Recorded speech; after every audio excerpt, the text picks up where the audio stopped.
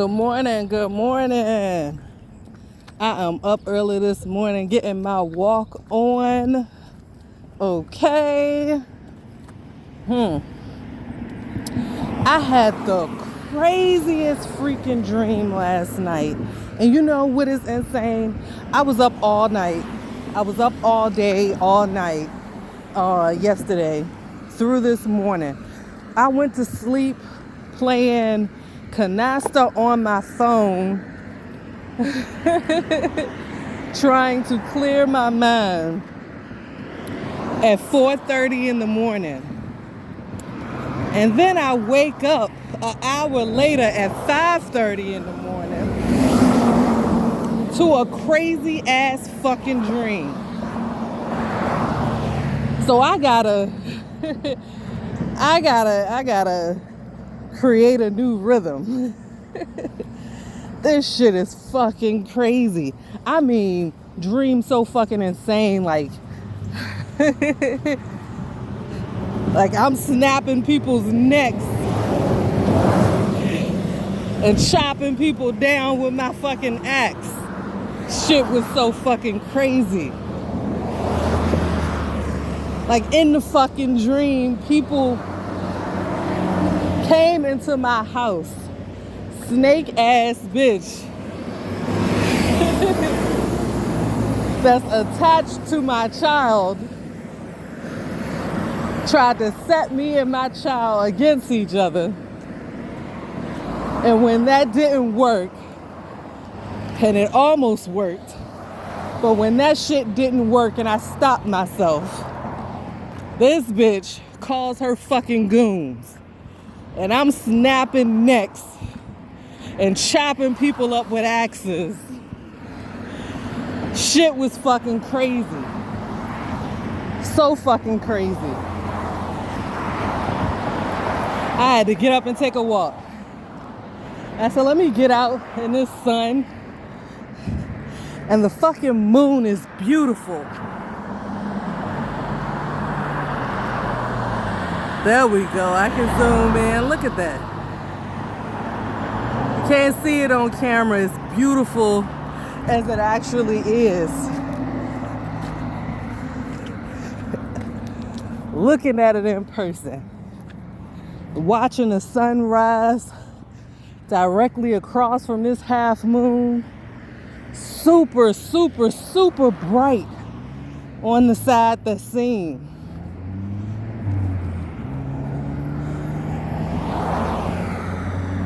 You know how sometimes even when it's not a full moon, you can see the dark side? This one is so bright on one side. And the shadow is so thick on the other side that you can't even see the other side. It looks like the moon is just a half of moon for real.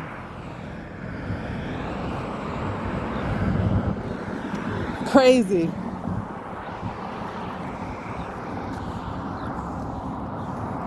So freaking beautiful. And then watching the bright orange sun come up. The sky orange. Orange and pink. This sunrise was freaking beautiful.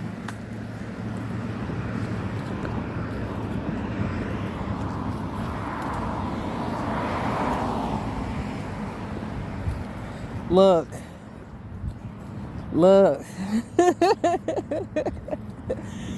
Between that dream and waking up from that dream and coming out here and taking a walk, like getting into nature,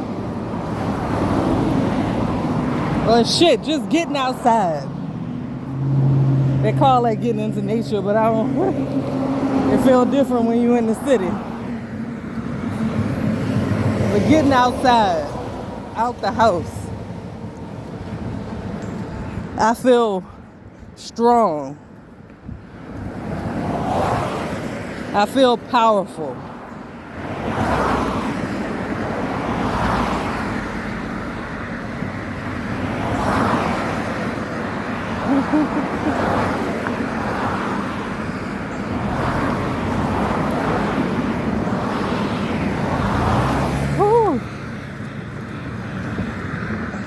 I feel like whoever would try to kill me, whoever would try to put me and my children against each other, fuck you. Your shit is never gonna work.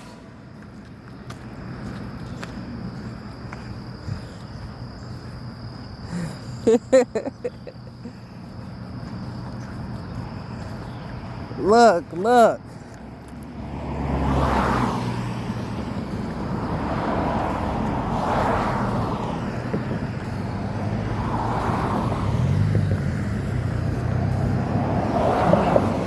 Thank you for everybody that inquired about the teas.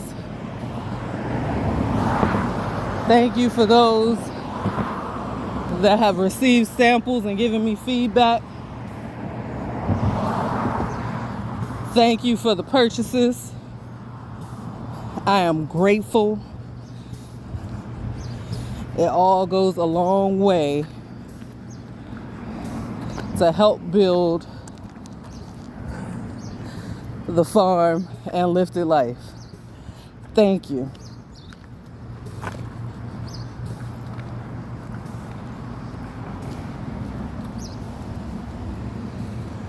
Your support is invaluable.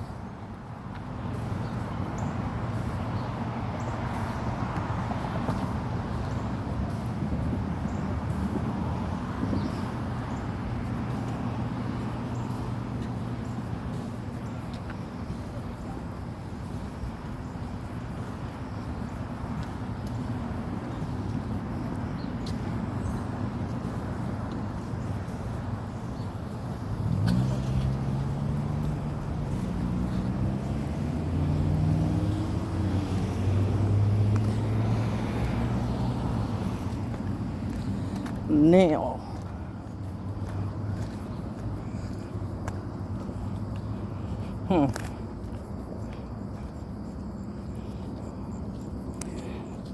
okay.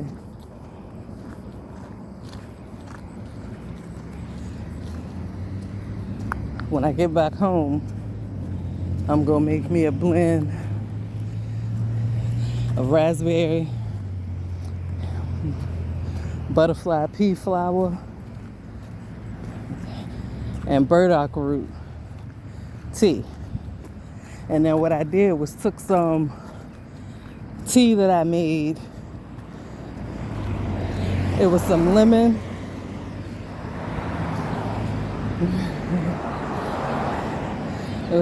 tea, some horny goat weed, and some raspberry that I blended together and put in ice trays. So it has been so freaking hot. And that tea is gonna be so freaking good with the ice cubes.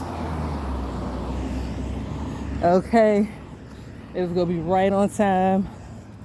I don't have to make an extra strong tea so that the water ice cubes won't melt and dilute it, because these ice cubes are made of tea. So as it melts, it's gonna cool the tea and it's gonna blend it just right, keeping the flavor like it should be. Amazing. I'm excited about this tea, y'all. So, results. Between these teas, mixing this elderberry in with my fruit smoothie, and okay, so the burdock root tea and the elderberry is good for digestion, okay? So it's been helping me to eliminate all the waste. Now, I ain't gonna lie, I ended up like I didn't make the conscious decision to go and do this, but okay. I ended up going and getting a pack of cookies from the store. So I ate a whole fucking pack of lemon cookies, okay? Not a proud moment at all. I really should have resisted that sushi and that ice cream last week. because I have been going crazy, it feel like, since then, okay? My daughter had some peanut butter cookies in between the lemon cookies I bought and that ice cream I ate last week. And I ended up eating her fucking peanut butter and chocolate cookies. Okay? Look. Not a fun moment. Okay?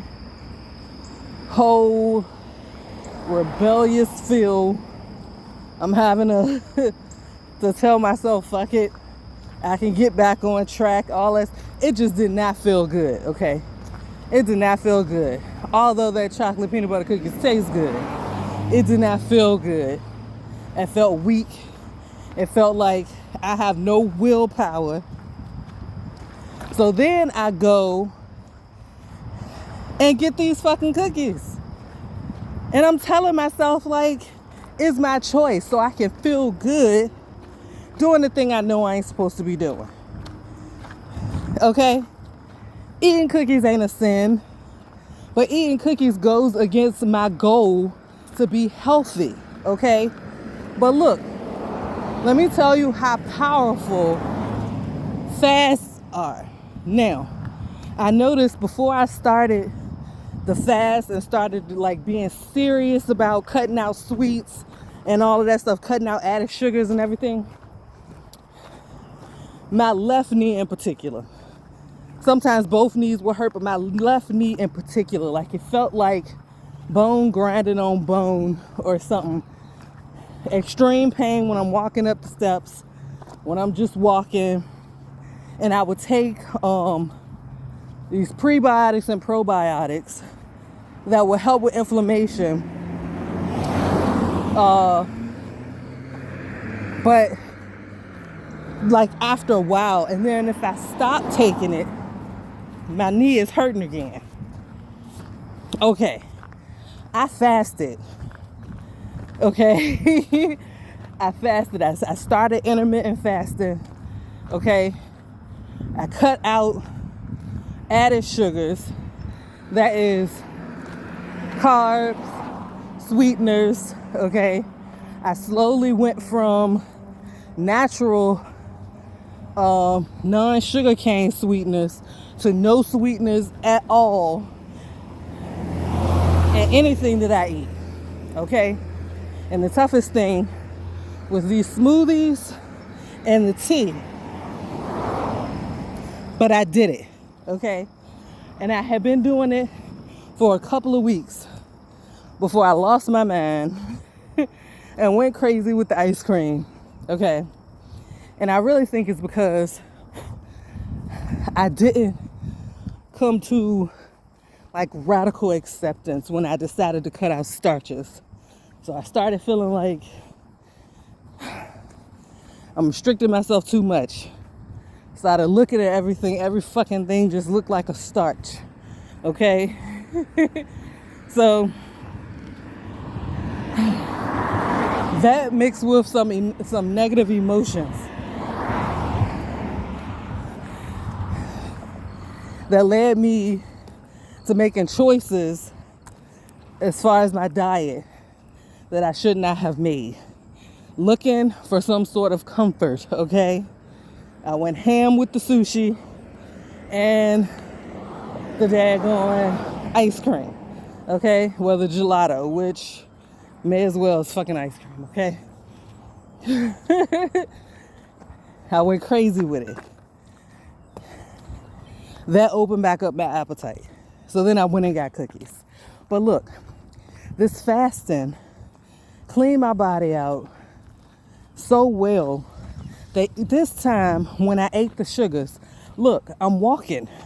My knees are not fucking hurting, okay?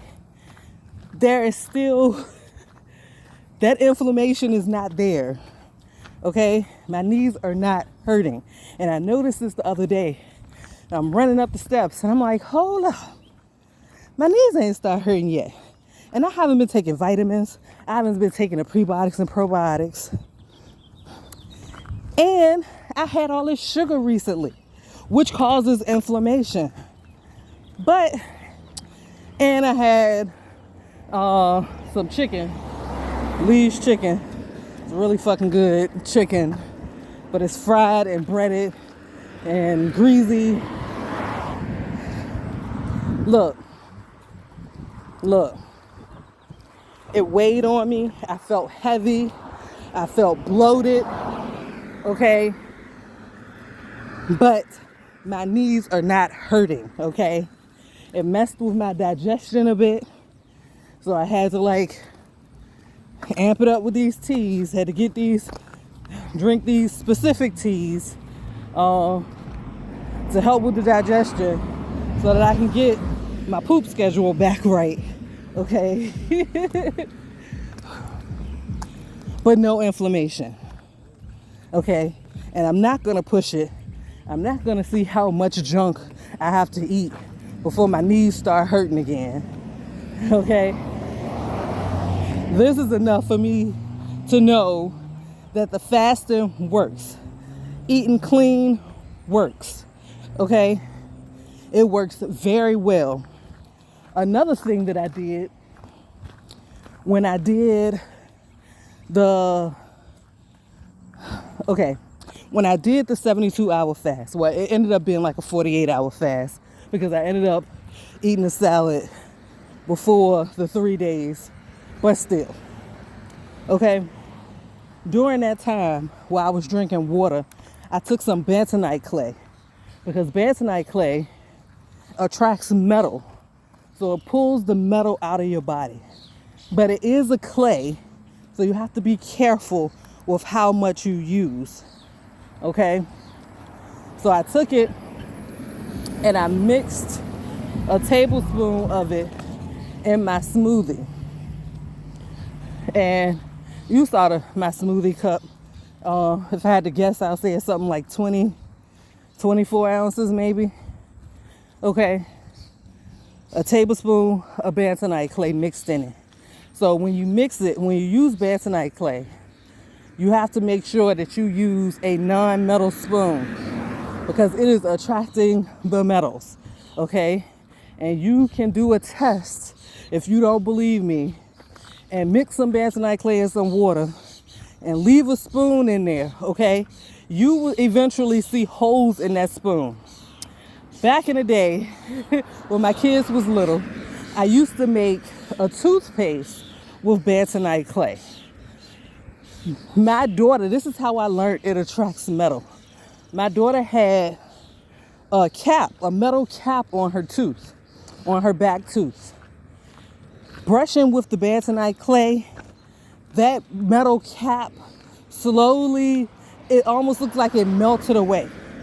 The clay was pulling out the metal off of her tooth. Okay, eventually she had no more metal cap. Like, this is what bentonite clay does. So when you drink it, when you ingest it, it pulls the metals out of your system. Okay? So during the fast, I did the bentonite clay. Okay? Another thing that's good to use to help detox your system and to help add minerals and stuff like that is silica, diatomaceous earth. DE is what they call it. So diatomaceous earth is pretty much fossil dust, okay? It is powdered down fossils, silica. Oh my gosh, was that like a beaver? Look, did you see it running? Oh my gosh.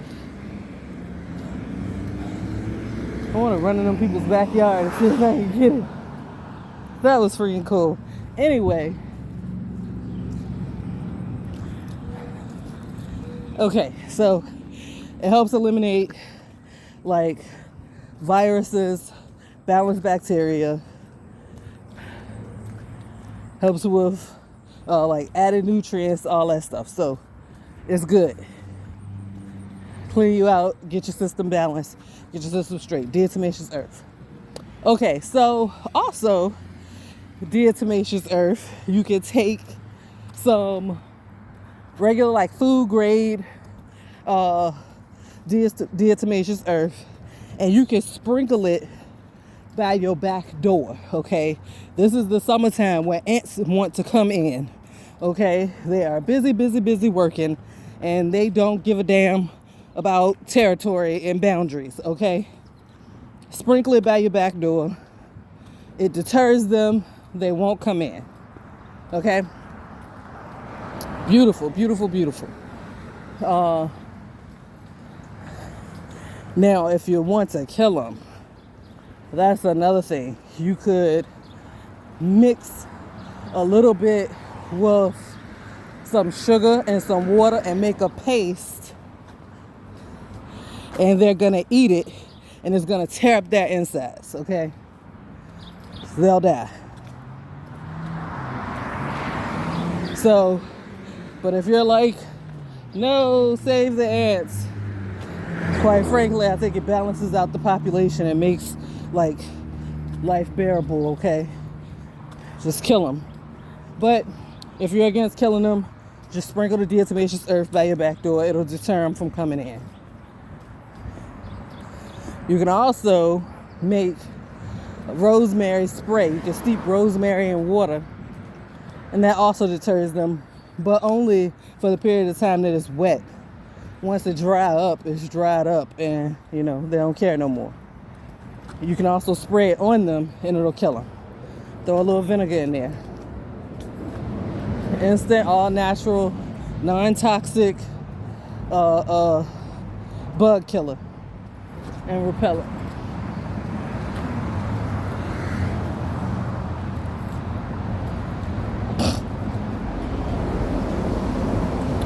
Anyway,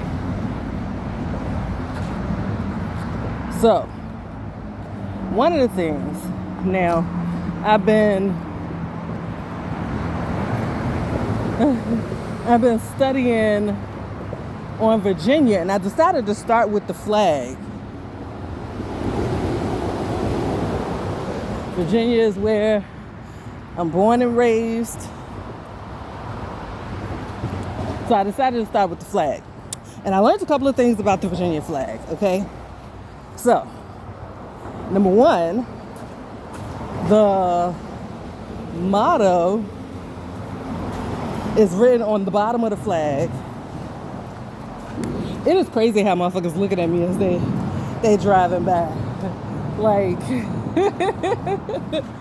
I don't see motherfuckers look at bums on the street like that. They looking at me like, what the fuck? Shit, make me feel like I'm saying too much or something.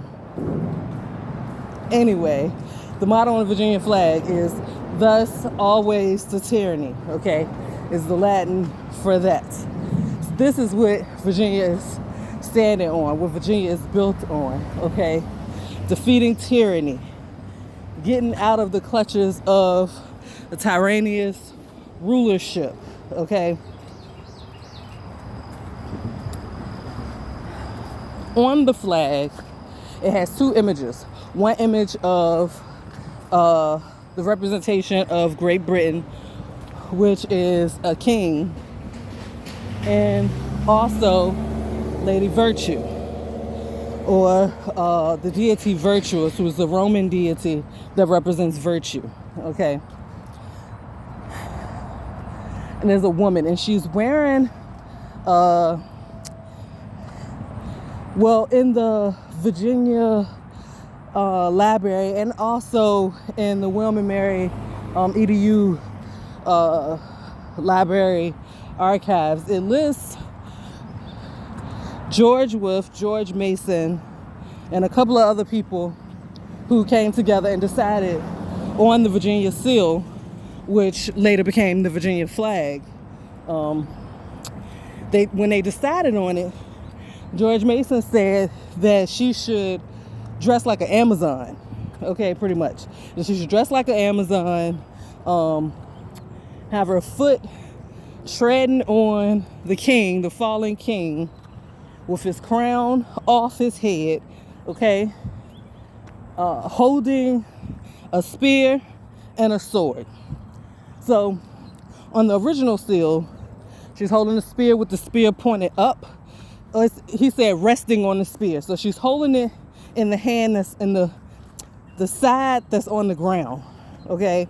So if you turn the way that the seal is, she's holding it in her right hand with her right foot on the ground, with her left foot on the chest of, or the side, depending on which time. Like the seal changes, minor changes a couple of times.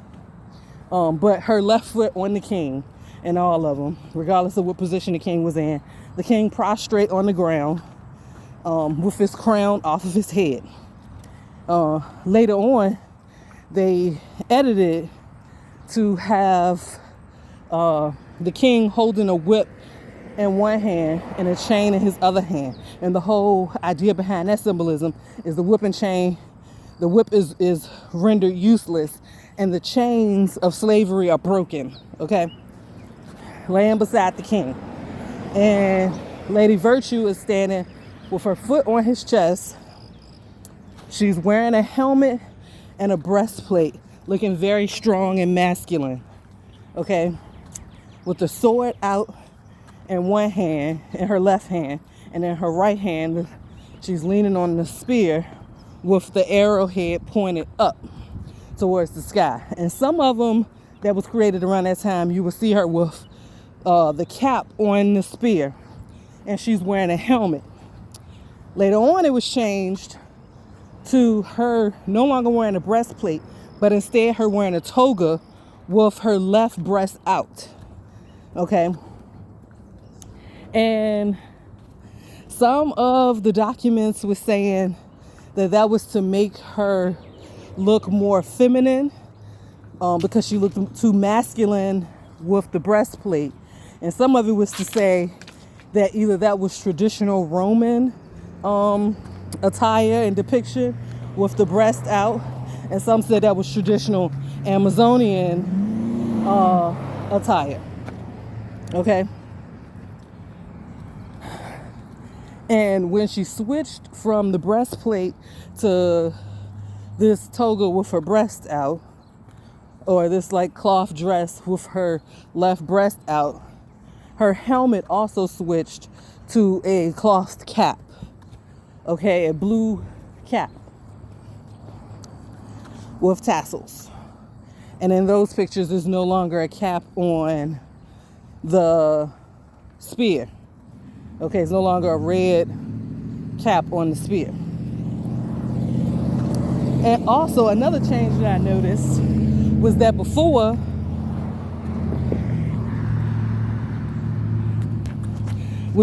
in the old picture when she had the breastplate and the helmet, she was wearing shoes.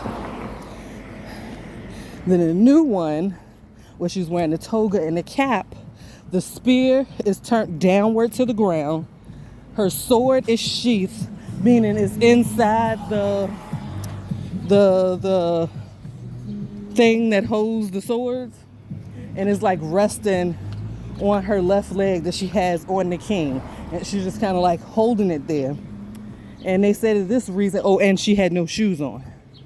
Now, the no shoes seem to be a thing that represents slavery. The spear being down and the sword being sheathed and no longer wearing the breastplate or the helmet, it says in the documents that represents no longer needing to fight for tyranny, that the fight against tyranny has already been won. So she's holding the sword, the sheathed sword, in a position of authority, okay? And resting on the spear in a position of authority with it down, with the arrowhead down to the ground, symbolizing that she no longer needs to fight.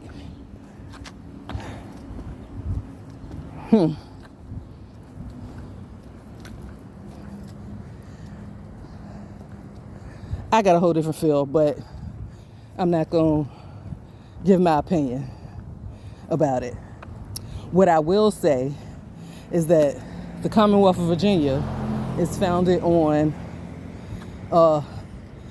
virtuous principles and fighting against tyranny, a tyrannous government, or a government that is not for the people, okay?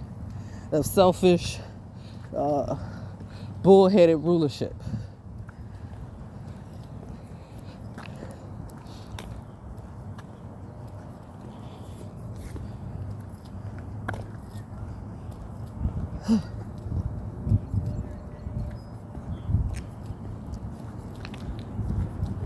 Hey, good morning. All right. So we got 6 minutes left.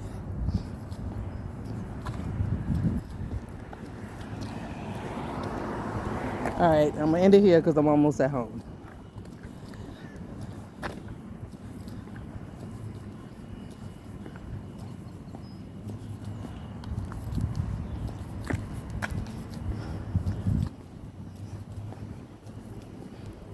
Peace, peace. Get out today. I'm glad I did. And because I did, I could tell you to do it. And I wouldn't be being a hypocrite. Get out, get your walk on. It feels good. It feels good. Go ahead, do your fast, and get your teas. Get your peach shade herbal teas, okay? If you're not a tea drinker, just donate to Lifted Life. Either way, it's helping to build the club, helping to build the funds.